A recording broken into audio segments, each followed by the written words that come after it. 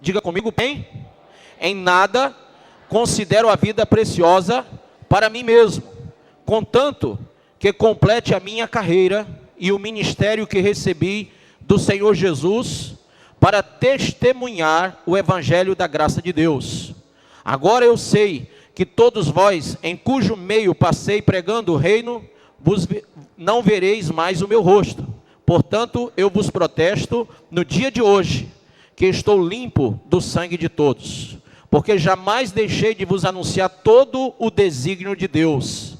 Atendei por vós e por todo o rebanho sobre o qual o Espírito Santo vos constituiu bispos, para pastoreardes a igreja de Deus, a qual ele comprou com o seu próprio sangue. Eu sei que depois da minha partida entre vós, penetrarão lobos vorazes, que não pouparão o rebanho, e que dentre vós mesmos se levantarão homens, falando coisas pervertidas para arrastar os discípulos atrás deles. Portanto, vigiai, lembrando-vos de que, por 3 anos, noite e dia, não cessei de admoestar com lágrimas a cada um. Agora, pois, encomendo-vos ao Senhor e à palavra da sua graça, que tem poder para vos edificar e dar herança entre todos os que são, o que, pessoal? Santificados. De ninguém cobicei prata, nem ouro, nem vestes. Vós mesmos sabeis que estas mãos serviram para o que me era necessário a mim e aos que estavam comigo. Tenho-vos mostrado em tudo que, trabalhando assim, é mister socorrer os necessitados e recordar as palavras do próprio Senhor Jesus. Mais bem-aventurado é dar que receber. Diga comigo, mais bem-aventurado é dar que receber. Tendo dito essas coisas, ajoelhando-se, orou com todos eles. Então houve grande pranto entre todos, e abraçando afetuosamente a Paulo, o beijavam, entristecidos especialmente pela palavra que ele dissera, que não mais veriam o seu rosto, e acompanharam-no até o navio. Amém? Põe a mão sobre a palavra e diga: Pai, fala ao meu coração, em nome e para a glória do Senhor Jesus. Diga amém. Amém. Pode sentar. Irmãos, hoje nós fazemos 21 anos de igreja. E nós sabemos que não é qualquer igreja que consegue resistir o tempo.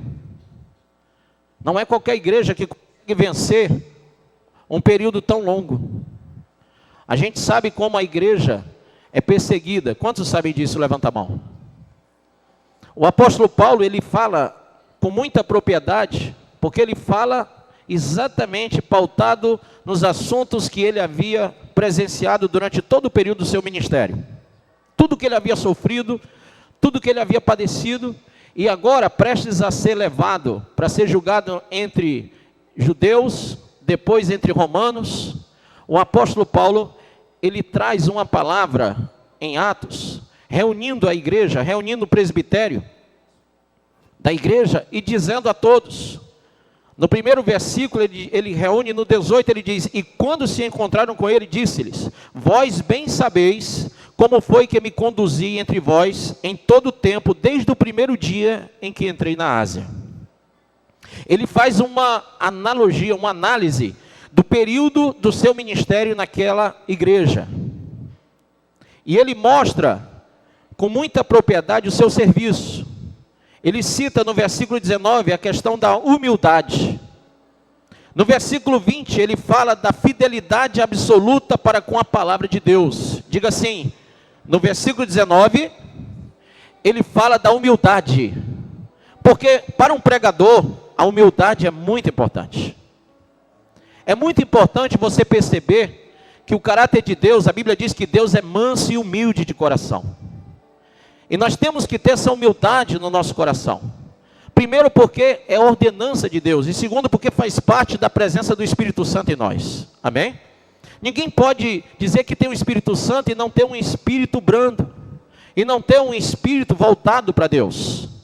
E quando você se volta para um relacionamento com Deus, automaticamente a ação do Espírito Santo em nós vai nos transformando para que sejamos nós humildes. Segunda característica do caráter desse homem, ele diz no versículo 20, na fidelidade com que ele pregou. Versículo 20, leia comigo. Jamais deixando de vos anunciar coisa alguma proveitosa e de vos ensinar publicamente. Em outras palavras, ele, com muita fidelidade, ele pregou a palavra de Deus. Ele observou cada critério moral e espiritual da palavra, para não fugir, para não se assemelhar aos apóstolos que estavam pregando heresias.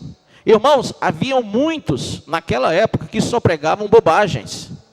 Como eu já citei uma vez para vocês aqui, preste bem atenção, haviam os epicureus, os estoicos, os cínicos, que eram apóstolos da filosofia.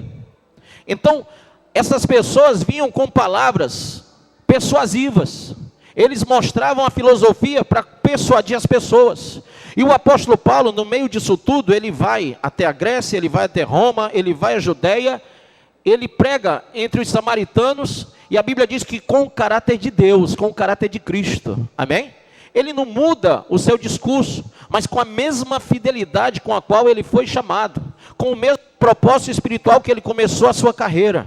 Ele continua exercendo o seu ministério até o fim, fazendo aquilo que Deus o mandou fazer. Amém? Diga para o seu irmão, é importante você começar, mas mais importante é você observar que o fim das coisas tem que ser melhor do que o início delas. E é isso que Paulo estava preocupado. O legado da sua carreira espiritual, o legado da sua carreira moral, o legado da sua carreira ministerial era deixar um comportamento à igreja. Não era só pregar o evangelho, mas deixar para a igreja uma herança de comportamento, uma herança na qual nós pudéssemos nos espelhar. Certa feita o apóstolo Paulo disse, sede meus imitadores como eu sou de Cristo. Então ele queria deixar esse legado para a igreja. Ele queria que a igreja reparasse no posicionamento do seu ministério, para que a igreja não se desvirtuasse de nada. Quando ele fala com Timóteo, no capítulo 4, a Bíblia diz que lá em 2 Timóteo, ele diz, olha, tem cuidado, porque muitos se desviarão, apostatarão da fé, dando ouvido a doutrinas de espíritos malignos. Tem cuidado, porque muita gente vai se afastar. Tanto em 1 Timóteo 4, como em 2 Timóteo 4, ele fala a mesma coisa. Ele adverte a igreja, que a igreja tenha cuidado para não se desvirtuar com todo o vento de doutrina. E a Bíblia diz que o próprio povo estaria como que tendo coceira nos ouvidos e cercar-se-iam de mestres conforme as cobiças. Isso me chama muita atenção, irmãos, porque a Bíblia diz que o ministério de Paulo estava sempre apontando para Deus. Sempre ele mostrava o caminho eterno. Versículo 21 ele diz, testificando tanto a judeus como a gregos, o arrependimento para com Deus e a fé em nosso Senhor Jesus. Amém? Quer dizer, o ministério dele estava pautado nesses dois pilares, o arrependimento e a fé em Cristo. O arrependimento dos pecados e a fé na soberana vocação em Cristo Jesus. Ou seja, ele estava mostrando que as pessoas tinham que se arrepender diante de Deus, o grande juiz, mas também tinham que ter uma fé em Jesus Cristo como Senhor e Salvador. Amém? Diga assim para o seu irmão, olha irmão, você pode se arrepender dos seus pecados diante de Deus, mas você vai ter que exercer uma fé em Cristo Jesus. Amém? E a fé em Cristo Jesus é essa a visão que Paulo traz. Paulo vai anunciando essa fé, Paulo vai mostrando essa fé, Paulo vai trazendo, avocando às pessoas o conhecimento dessa fé. E no versículo seguinte, veja aí no versículo 22 e 23, e agora constrangido em meu espírito vou para Jerusalém, não sabendo o que ali me acontecerá, senão que o Espírito Santo de cidade em cidade me assegura que me esperam cadeias e tribulações. Você imagina uma pessoa dizendo assim, eu sei que está me esperando, é prisão, é tribulação, é perseguição, mas o próprio Espírito Santo já me testificou isso. Eu sei que eu vou passar por isso, mas ele diz no versículo seguinte, porém, versículo 24, diga comigo, em nada considero a vida preciosa para mim mesmo. Ou seja, a sua vida não era preciosa mais para ele, mas o caráter da pregação, o caráter que o Espírito Santo tinha produzido nele, o havia feito se deslocar desse tipo de sentimento. Ele não estava mais abraçado nessa vida, irmão. Ele estava abraçado com Jesus e ele queria mostrar a verdade, o caminho e a vida. Amém? Ele queria mostrar às pessoas que a salvação está em Cristo Jesus. E ele fala coisas profundas a respeito disso, na sua prontidão de sofrer. Na pregação do reino, versículo 25, ele diz: agora eu sei que todos vós, em cujo meio passei pregando o reino, não vereis mais o meu rosto. Ele sabia o que ia acontecer. Portanto, eu vos protesto no dia de hoje. Que coisa linda. No dia de hoje, que estou limpo do sangue de todos. Sabe o que é isso? Sabe o que é isso, irmão? É um homem que pode deitar a cabeça no travesseiro e dizer a si mesmo: estou pregando a verdade. Estou ensinando o caminho. Ele diz: eu protesto entre vós, que eu estou livre do sangue de vocês. Sabe, um pregador que guarda a palavra de Deus com verdade, ele fica livre do sangue do inocente, irmão. Quando Paulo fala isso, eu só me lembro de Ezequiel, o profeta, que em várias passagens do livro de Ezequiel, ele fala sobre o sangue do inocente. E ele diz o seguinte, que cabe ao profeta anunciar a verdade. Cabe ao profeta mostrar o caminho de Deus, para que ele, profeta, não pague pelo sangue daquele que é inocente, daquele que não ouviu a verdade. Então Paulo, ele se reporta a uma visão profética, dizendo: olha, irmãos, eu estou livre do sangue de vocês, porque eu mostrei o caminho, amém? Eu fui atalaia no meio de vós, eu mostrei aquilo que Deus mandou que eu falasse. E ele fala mais uma coisa interessante, no versículo 27, ele diz o seguinte: porque jamais deixei de vos anunciar todo o desígnio de Deus. Sabe aquele evangelho meia boca? Não. Aquele evangelho que agrada, que passa a mão? Não. Ele diz: eu não preguei esse tipo de evangelho, não. Eu preguei um evangelho entre vós, para salvar vocês da condenação. Amém? Eu preguei um evangelho entre vós, para tirar vocês da condenação. Então ele se reporta àquele povo dizendo: jamais deixei de anunciar todo o desígnio de Deus. Se Deus mandava ele falar, ele falava. Foi ele, Paulo, que exortou sobre casamento. Foi ele, Paulo, que exortou a igreja sobre dízimos e ofertas naquela época. Foi ele, Paulo, que abriu mais igreja que todos. Sabe, aquele homem não era usado só para curar enfermo, não. Ele pregou e anunciou. As cartas paulinas são as cartas que de maior conteúdo doutrinário para a igreja. E é interessante que por causa disso, Paulo enfrentou muitas dificuldades. Paulo teve que se bater de frente com Pedro. Paulo teve que se bater de frente com vários apóstolos daquela época, porque Paulo estava anunciando que o Espírito Santo o havia revelado. Como eu sempre digo esse texto, em 1 Coríntios 2, a Bíblia diz que Paulo falou sobre si mesmo dizendo: não vim até vós com sublimidade de palavras, com palavras persuasivas de homens, mas com a demonstração do poder e do Espírito Santo. Em outras palavras, o que Paulo está dizendo é: irmãos, o que Deus mandar eu vou falar. O que Deus disser eu vou falar. Porque aquilo que o olho não viu, o ouvido não ouviu, não chegou ao coração de homens, é o que Deus quer falar para o povo. É o que Deus quer revelar para o povo. E é isso que eu vou anunciar para vocês. E ele estava dizendo isso, custe o que custasse. Ele estava sendo levado para o cárcere, ele estava sendo levado para ser julgado, porque pregava a palavra da verdade.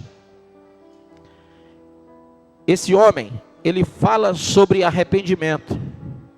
Ele fala com propriedade à igreja, dizendo à igreja que o arrependimento é fundamental. Porque o arrependimento, irmãos, é um sentimento profundo do pecado diante de Deus. Quando eu entendo o arrependimento, eu entendo a minha necessidade de Deus. Paulo falava com propriedade, levando as pessoas a reconhecer o seu estado espiritual.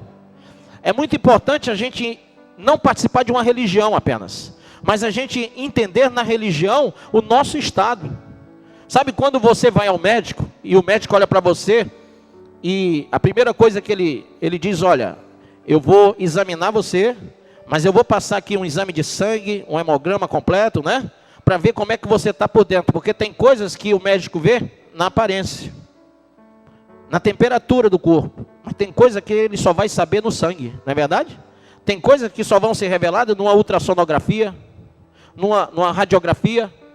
Então esse médico passa vários exames para você, para tentar entender o que está se passando com o seu corpo. E é isso que Paulo está mostrando à igreja. Paulo está falando que arrependimento verdadeiro é quando você é capaz de auscultar seu coração espiritual. Quando você é capaz de examinar como que você está.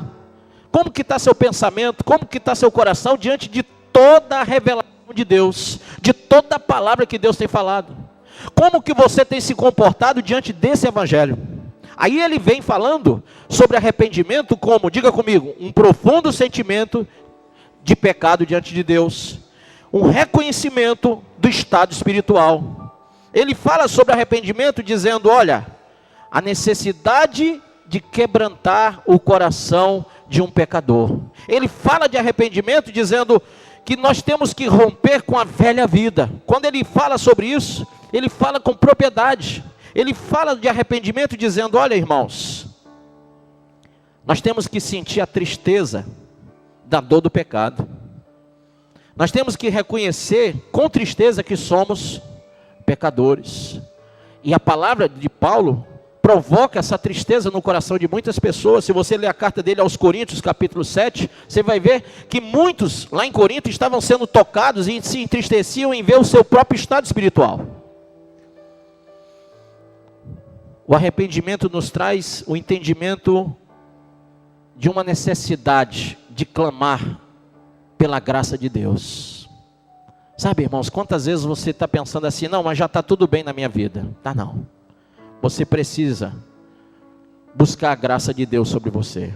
Diga para o seu irmão, você precisa entender qual é o seu estado, como você está, verdadeiramente. Você tem que se examinar. A Bíblia diz, examinai-vos a vós mesmos, se estáis ou não na fé. Irmão, eu não sei quantos anos de crente você tem, mas eu acho que está na hora de você pegar e examinar você mesmo, e saber se você está mesmo na fé ou não, amém? A Bíblia diz que ele fala sobre os pecados passados, os pecados presentes e a angústia de um coração que premedita os futuros pecados. Ele diz, olha, você tem que se arrepender pelo que foi, pelo que é e pelo que você quer ser. Porque o pecador é assim.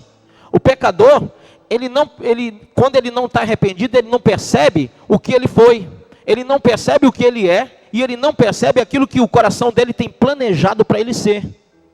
Paulo fala para que o povo tivesse esse entendimento sobre o pecado.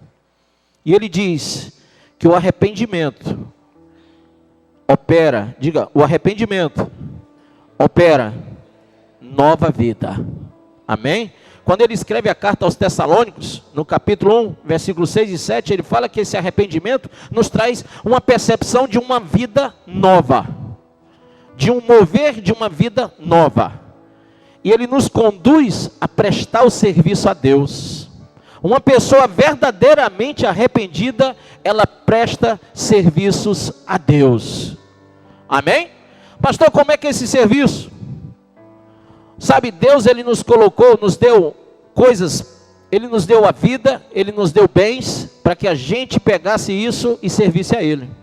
Imagine você, que a primeira coisa que Deus fez, quando ele nos deu a vida, ele também nos deu tarefas. Quando ele nos deu bens, ele deu os bens e nos mandou ser dizimistas da casa dele, não foi? Quando ele nos deu a vida, ele nos deu uma tarefa, crescer e multiplicar. Quem gosta de crescer e multiplicar, levanta a mão. Essa parte você gosta, né? Agora, quando ele falou, essa parte é boa, né? Mas quando ele falou na vida, ele não falou só no crescer e multiplicar. Ele falou em todos os estágios que compõem a vida das pessoas. A gente nasce, cresce, envelhece, né? E no meio do envelhecimento a gente casa, não casa? Aí a gente vai, depois que casa, faz o quê? A gente tem filhos, sim ou não? A gente cria os filhos, depois vem os netos. Aí quando a gente está lá beirando lá alguns aninhos de vida, 60, 70, 80, aí pufo, escafedeu-se, já foi. Acabou o tempo, né? Nós temos que ter noção sobre isso. Paulo fala com propriedade que nós temos que saber administrar o tempo que Deus nos deu, os bens que Ele nos deu. Se você não é administrador dos bens que Deus te deu, você jamais vai entender a bênção que Deus tem para te dar. Diga comigo, há uma responsabilidade grande nisso, em administrarmos as coisas que Deus nos dá. Há uma responsabilidade em você administrar seu casamento. Há uma responsabilidade em você administrar seus filhos. Há uma responsabilidade em você administrar a sua empresa que Deus te deu, o seu emprego que Deus te deu, o seu salário que Deus que te deu, não foi seu patrão, foi Deus que te deu. Há uma responsabilidade de você administrar a sua vida espiritual. Há uma responsabilidade que você tem que entender sobre todas as coisas que estão debaixo do céu. Amém? Nós temos que ser responsáveis quanto a essas coisas. E quando nós somos irresponsáveis, a vida nos cobra. Quando você pega um carro e dirige de uma forma irresponsável, você bate, mata alguém e vai preso. Ou então você morre ali. A vida está sempre dando trombadas na gente, nos chamando a atenção. Desde pequeno nós somos puxados a orelha, seja pelos nossos pais, ou seja pelas coisas da vida. Sempre nós somos chamados a atenção. E quando a gente está bem velho, as pessoas não querem ouvir a gente. Elas olham para uma pessoa já de idade e dizem assim: quer ficar só reclamando, só murmurando, só enchendo meu saco? Irmão, aquela pessoa velha já passou por vários estágios da vida. E ela sabe muito bem o que ela está dizendo. Ela vivenciou cada ato. Ela foi puxada a orelha por tudo que fez. Às vezes a gente quer fugir disso, mas não dá, irmão. Nós precisamos sofrer as sanções dos nossos atos. É por isso que Deus permite vir doença. É por isso que Deus permite vir problema financeiro. Deus permite vir aflições conjugais, aflições familiares, aflições com os filhos. Porque tudo que a gente planta, a gente acaba colhendo. E Deus permite para que o nosso caráter seja transformado. Nessa base é que Paulo estava mostrando à igreja. Olha, eu tenho anunciado a vocês, não esse evangelho da facilidade, mas o evangelho em que você percebe as suas responsabilidades como cristão. Amém? E ele fala que o Senhor nos confiou, diga assim, o Senhor nos confiou a sua palavra. Romanos 1,16, se você ler comigo, vamos ler aí. Porquanto não me envergonho do evangelho, porque é o poder de Deus para a salvação de todo aquele que nele crê. Amém? Então ele nos dá a responsabilidade de sermos administradores dessa palavra, de levarmos, de anunciarmos, de comunicarmos esse evangelho aqui. Não um evangelho misturado com legalismos. Não um evangelho misturado com comportamentos sociais outros. Sabe, existe vários tipos de teologias criadas nessas últimas horas antes do arrebatamento. Sabe que tem várias teologias que estão surgindo, abrindo concessões para a igreja. Abrindo o caminho. Sabe como é abrir o caminho? Deixa eu te mostrar uma coisa. Espera aí. Vem cá, Rafael. Vem cá. Mas espera aí, uma mulher dessa ficar escondida, é muito bonita essa menina, ó. O Rafael vai mostrar para vocês o que é que Paulo está falando. Presta bem atenção. Se você pegar, vem cá, filho, vem cá, Paulo. Aproveitar você, vem cá. Ó, aqui está fechado o paletó dele. Aqui está fechado. Não, mas não fecha não, deixa assim mesmo. O que é que nós vamos fazer? Ó, segura bem. O caminho é estreito. Eu vou tentar passar aqui no meio deles dois, ó, fica aí. Ó, tá difícil, não tá? Então, vocês, pelo amor de Deus, não fecha mais não, senão não passa não. Ó aqui, ó, eu tenho que fazer o que, ó? Caminho estreito. Essa é a doutrina que Paulo estava pregando. Mas o que é que ele está falando? Ele está falando o seguinte, que as pessoas fazem isso, ó. Para conseguir conquistar as pessoas, eles estavam alargando o caminho. Mateus 7 diz que o caminho é estreito e difícil. Mas eles alargavam o caminho para quê? Para que as pessoas entrassem por ele. Mas o caminho espaçoso não é de Deus, o caminho estreito é. Amém? O espaçoso conduz à perdição. O estreito, ele nos leva ao reconhecimento, ele nos leva a nós nos arrependermos dos nossos pecados, a nós conhecermos quem somos, a nós entendermos qual é o propósito do Espírito Santo na nossa vida, para que a gente não seja apenas um carregador de Bíblia dentro da igreja, para que a gente não fique sendo apenas um proselitista, sabe, um seguidor prosélito daquilo que vocês pensam ser o Evangelho, porque o Evangelho de Cristo é muito mais do que a gente pensa. A Bíblia diz que Ele nos daria muito mais do que pensamos e muito mais do que imaginamos. Então a imaginação do homem, ela não tem condição de perceber, a não ser que o Espírito Santo revele a profundidade e a riqueza do conhecimento de Deus. Não adianta a gente tentar largar o caminho, irmão. Mas hoje tem teologia para tudo, tem igreja de gay, de lésbica, de tudo do mundo. Tem ou não tem, pessoal? Tem igreja que aceita 1, 2, 3, 4, 10 casamentos. Tem ou não tem? Tem. Tem igreja que você pode fazer o que você quiser. Tem igreja que tem rave gospel. Tem igreja que tem, sei lá, é uma invenção atrás da outra. Mas eu quero dizer para você que o comportamento dos ungidos de Deus, daqueles que são separados para o Senhor, são separados para a santidade. A igreja que está esperando a volta de Cristo não é uma igreja misturada com as coisas lá de fora. A igreja que está esperando a volta de Jesus Cristo, a igreja que Paulo anunciou o Evangelho, era uma igreja pautada nos valores de Deus e não nos valores do mundo. Por que a igreja hoje está se abrindo tanto, quando deveria se colocar numa posição real do Evangelho de Cristo? Por que ela está abrindo as suas portas para o mundo, aceitando que o mundo entre dentro dela? Por que ela está se misturando com as doutrinas do mundo? Sabe, irmãos, isso é profético. Essa apostasia já tinha sido mostrada antes, pelos profetas do Antigo Testamento e pelos apóstolos do Novo Testamento. Agora está se cumprindo nos nossos dias, porque você está vendo aí a misturada gospel que está. E nós temos que alertar o nosso coração e alertar os nossos irmãos. Cutuque o seu irmão e diga: ei, irmão, você está percebendo isso? Você vê a fragilidade do Evangelho de hoje? Você vê como as pessoas facilmente se desviam? Você vê como elas não têm ligadura espiritual com Deus? Vocês têm percebido que as pessoas estão se misturando com todo tipo de comportamento, aceitando todo tipo de amizade, se misturando, quando a Bíblia diz: não devemos ter más companhias. Sim ou não? Ah, irmão, o que Paulo está ensinando é o caminho do reino eterno. Mas o que muitos estavam mostrando era um caminho da facilidade. Ele fala que nós temos que administrar como dispenseiros, diga dispenseiros. Nós temos que administrar os dons que recebemos.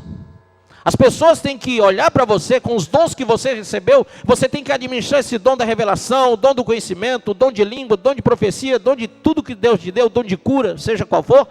Irmão, você tem que usar esses dons como dispenseiros do Evangelho de Cristo. Você não pode usar os dons para seu proveito, para a sua edificação pessoal apenas. Você não pode utilizar os dons que Deus lhe deu para fazer ou construir o seu altar, a sua posição no meio da sociedade, ou para você conquistar dinheiro das pessoas. Não, nós temos que erguer a Deus e somente a Ele a honra, a glória e o louvor.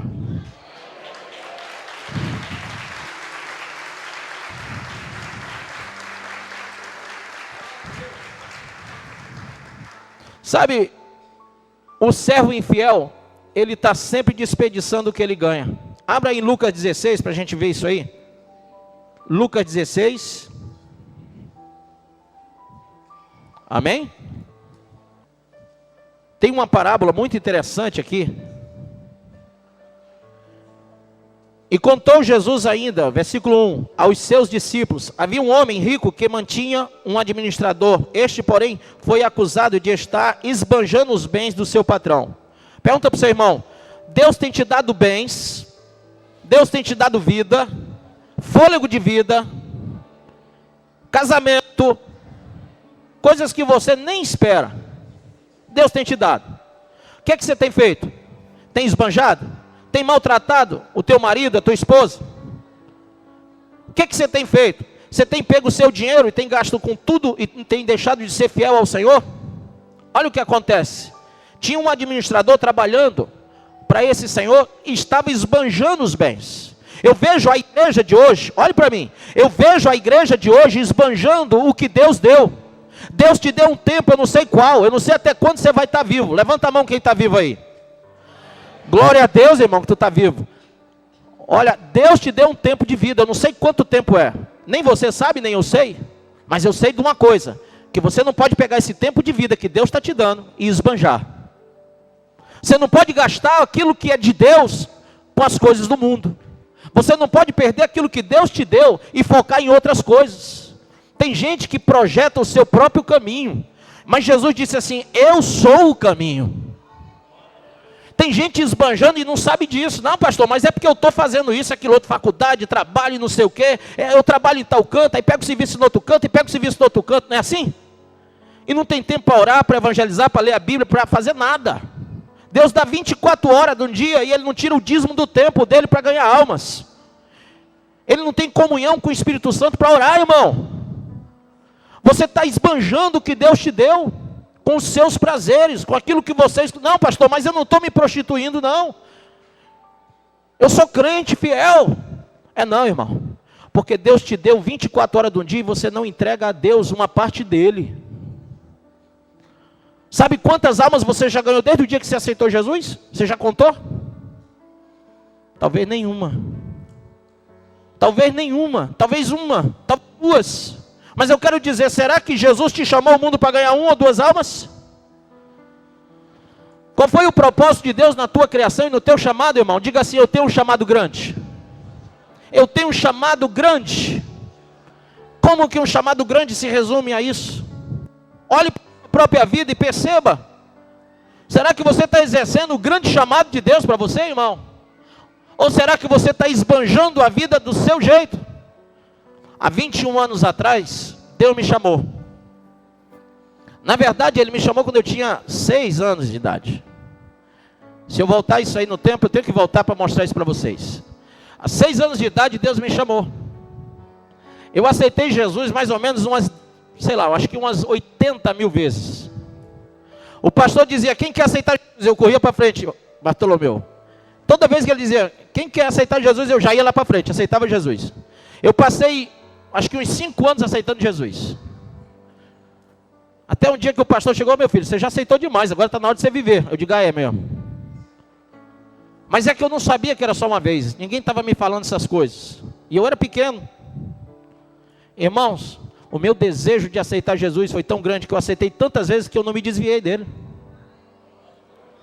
E eu comecei desde pequeno a administrar meu tempo. Você sabe que com 6 para 7 anos, eu até me orgulho da minha filha que tem 9, já leu a Bíblia toda.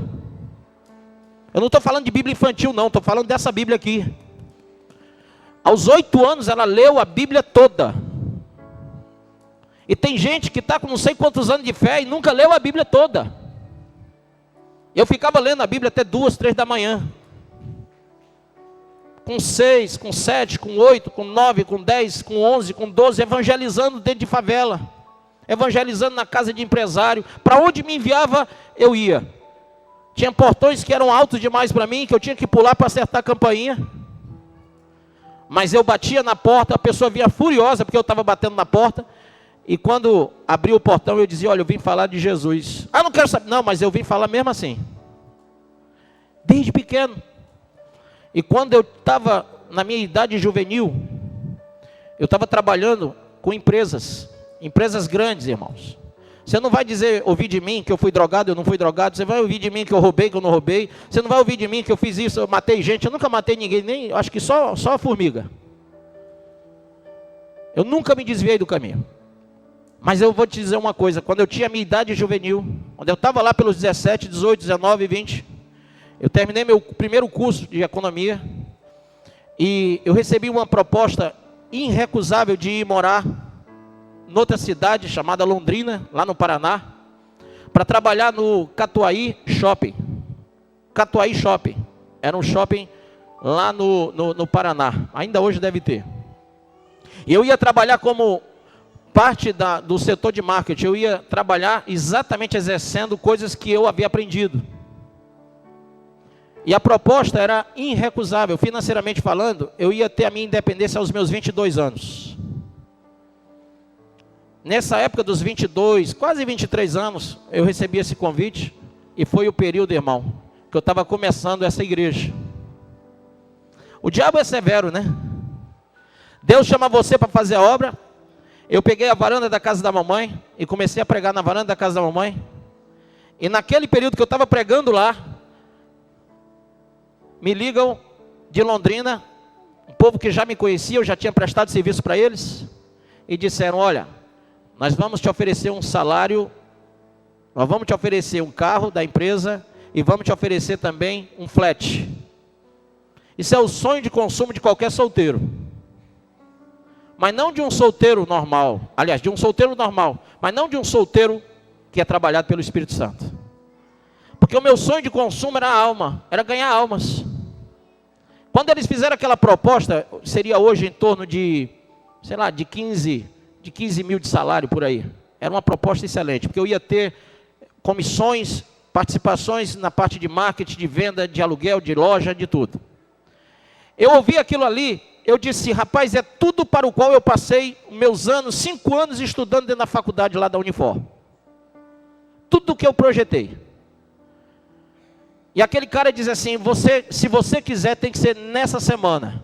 Sabe quantas pessoas tinha dentro da igreja Cristo Salva? Nós tínhamos talvez umas 30 pessoas. Estava iniciando a obra. 30 para 40. E eu não via nenhuma possibilidade de ganhar vida daquele jeito. Eu disse para mim mesmo: rapaz, isso é muito bom. Eu baixei aqui o telefone e disse: me dá um tempo aqui. Baixei o telefone e fui orar a Deus e disse: Senhor, tu sabe que eu preciso, eu estudei 5 anos para isso. E Deus disse: a minha graça te basta. Só foi essa a palavra. A minha graça te basta. Peguei o telefone quase que tendo mal de Parkinson. Recusar um negócio desse é muito difícil. Peguei o telefone e quase que eu errava até a boca. Eu tentando botar o telefone aqui para acertar. Eu disse: cara, não vai dar não, irmão. O cara era amigão meu. Não vai dar não. Ele disse: mas rapaz, nós estamos precisando do teu trabalho. Não, mas não vai dar não. Ele: por quê? Eu disse: porque eu vou ser pastor. Ele disse: você está doido? Eu digo: estou doido mesmo. Estou maluco. Só um doido faz isso aqui que eu estou fazendo agora. Talvez quando eu desligar esse telefone eu vou chorar, com certeza. Mas pode ter certeza que amanhã Deus vai me dar alegria. Irmão, eu desliguei o telefone e eu chorei. Eu não vou dizer que eu não chorei, não. Eu chorei sim. Não porque eu era avarento, mas porque meus sonhos estavam sendo postos de lado para ouvir o chamado de Deus.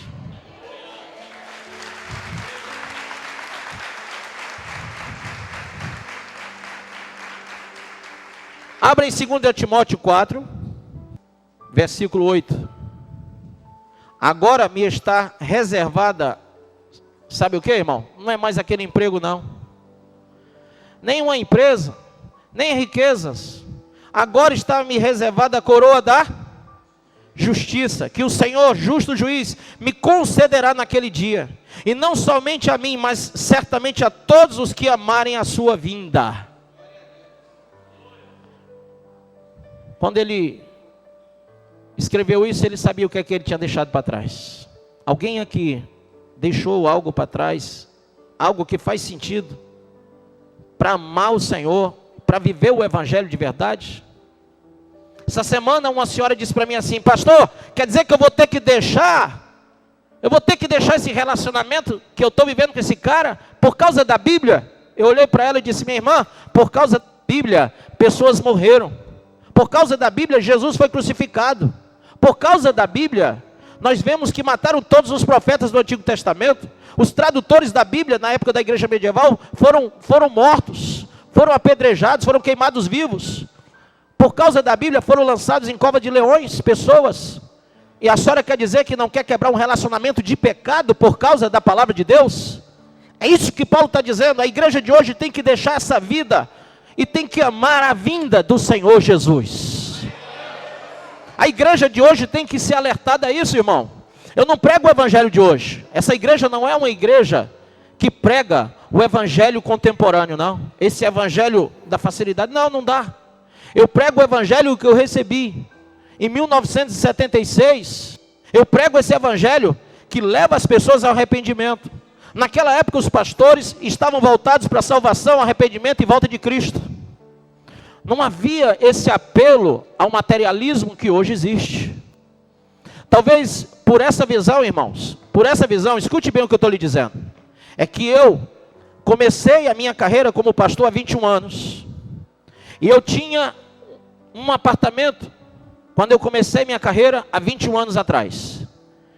Eu já tinha minha prosperidade, porque graças a Deus o Senhor tinha me dado e tem me dado sempre a inteligência para trabalhar e para viver do meu trabalho. Amém? Mas eu tinha um apartamento, irmão. Imagine você que eu poderia hoje ter uma mansão, sim ou não?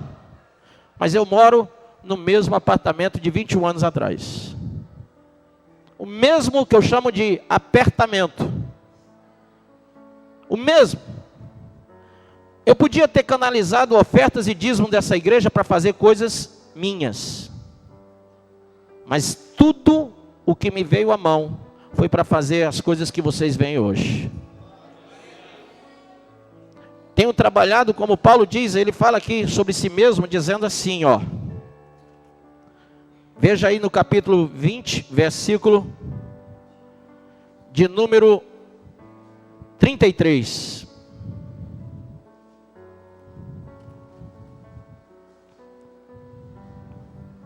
Aliás, 32, diz assim: agora, pois, encomendo-vos ao Senhor e à palavra da sua graça, que tem poder para vos edificar e dar herança entre todos os que são santificados.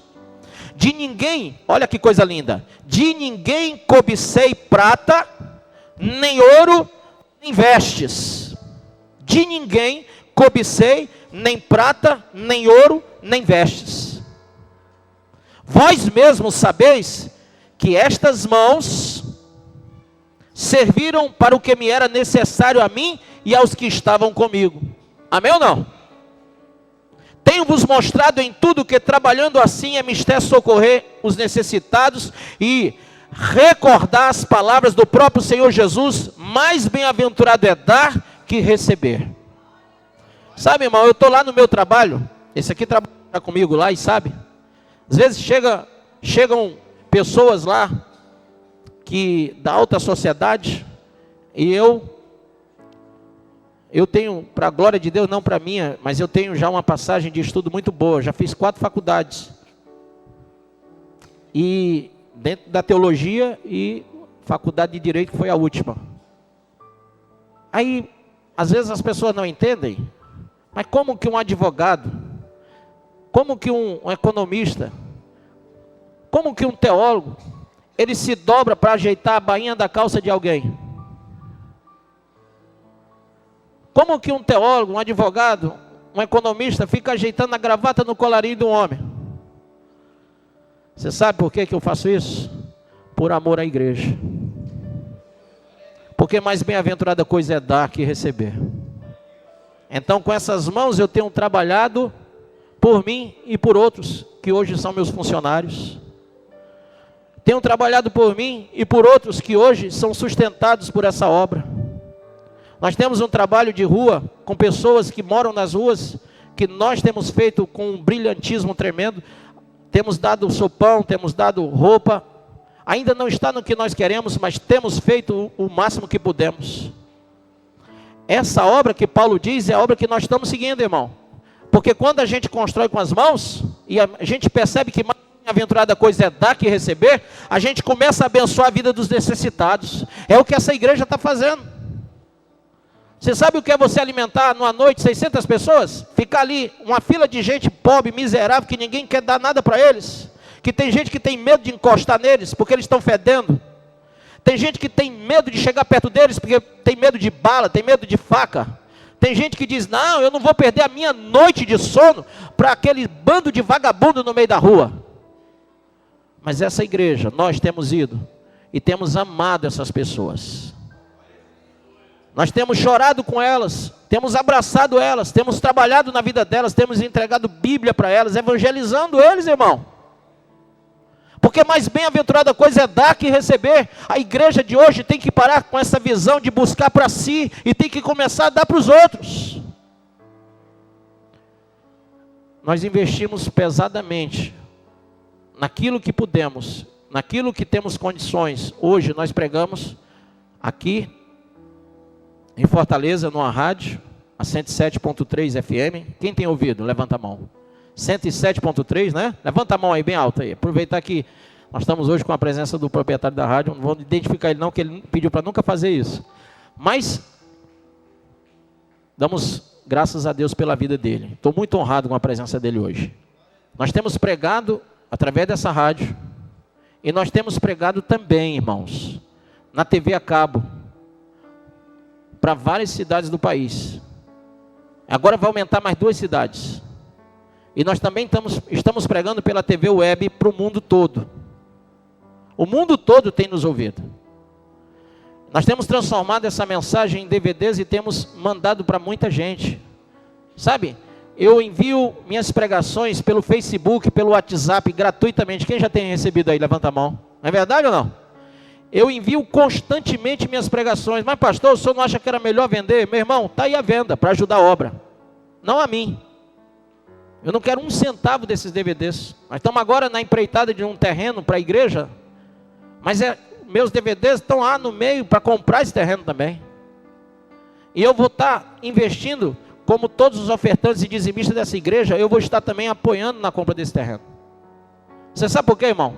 Porque mais bem-aventurada coisa é dar que receber. E a Bíblia diz que o Senhor deu o próprio Filho, Jesus, para que você entendesse isso. Quando alguém abre mão do Filho, Filho é o que a gente tem de mais precioso, não é, não, irmão? E quando alguém abre mão do Filho, é porque tem amor de verdade. E Ele deu para que a gente recebesse a salvação. E se num parâmetro dos valores, seja morais, seja espirituais, seja materiais, nada vale mais do que um filho para nós, sim ou não? Quem aqui é capaz de dar a própria vida pelo seu filho, ou pelos seus filhos? Eu nunca me esqueço do dia que a minha filha sangrou pelo nariz. Ela tinha 3 anos, 2 anos, 3 anos, e ela sangrou pelo nariz. Eu não sabia que ela tinha tido um rompimento de vaso aqui no narizinho dela. E a minha esposa me acordou de madrugada: meu filho, a Débora, está sangrando pelo nariz.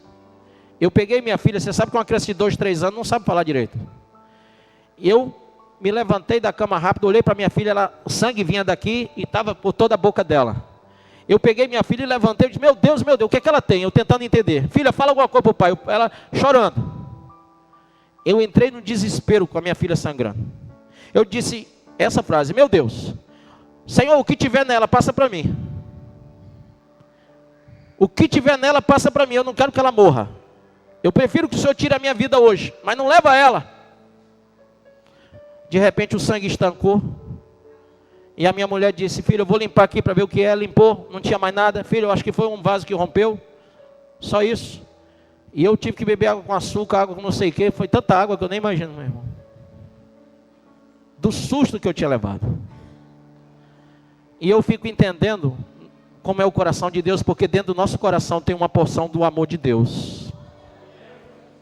E esse amor que Ele dedicou a você, talvez você tenha que pensar um pouco, ou repensar um pouco sobre isso, e você tenha que entender que é dando que a gente recebe a salvação.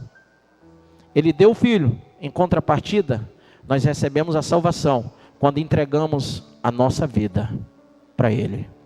Por isso que Paulo diz assim, para terminar, Paulo diz assim,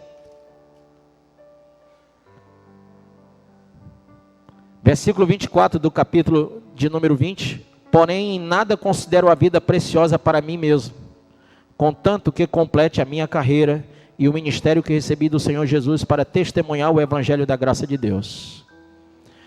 Eu quero terminar dizendo, irmãos, que são 21 anos de pastorado. Amém?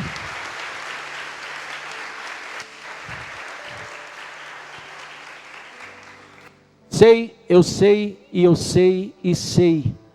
que não deu para agradar a todos. Mas quem agradou a todos?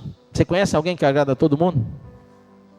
Paulo ainda disse isso: se eu pregasse para agradar aos homens, desagradaria o próprio Deus. Então, nesses 21 anos, eu encontrei muita gente para falar mal de mim, irmão. Eu encontrei muita gente para me perseguir também. Mas encontrei muita gente para me amar. Aqui no versículo de número 30, a Bíblia diz, 38, perdão, a Bíblia diz que todos eles estavam chorando quando Paulo se ajoelhou e disse: vocês não vão mais viver. No 37 diz que eles abraçaram afetuosamente a Paulo e o beijavam. Amém? Abraçavam e beijavam Paulo. E eles choravam no 38, porque Paulo tinha dito que eles não iriam mais vê-lo. Amor, irmão, amor. Nós temos que amar aqueles que anunciam o Evangelho. Amém?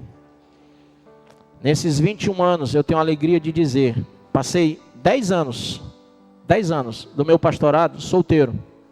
Alguns aqui que me conheceram solteiro, não sei quantos, mas talvez, deixa eu ver, quem me conheceu solteiro ainda? 1, 2, 3, 4, 5. Olha que tem gente aqui ainda, vocês são velhos, hein? Aqui atrás tem alguém que me conheceu solteiro? Está aqui. Né? Quem me conheceu solteiro, sabe o que eu vou dizer, e pode testemunhar isso. Nunca ninguém disse que esse pastor aqui era prostituto, era safado, dava em cima de mulher na igreja, nada disso. É ou não é verdade, irmãos? Você sabe por quê? Porque eu sempre preservei o bom nome. Eu sempre tive temor a Deus. Eu digo sempre isso, a minha mulher eu conheci, depois que eu tinha saído do noivado de 5 anos, eu conheci minha mulher e orei com 5 anos para casar com ela. Só entrei na casa dela 2 vezes. Uma para fazer o número 1 e a outra não foi para fazer o número 2.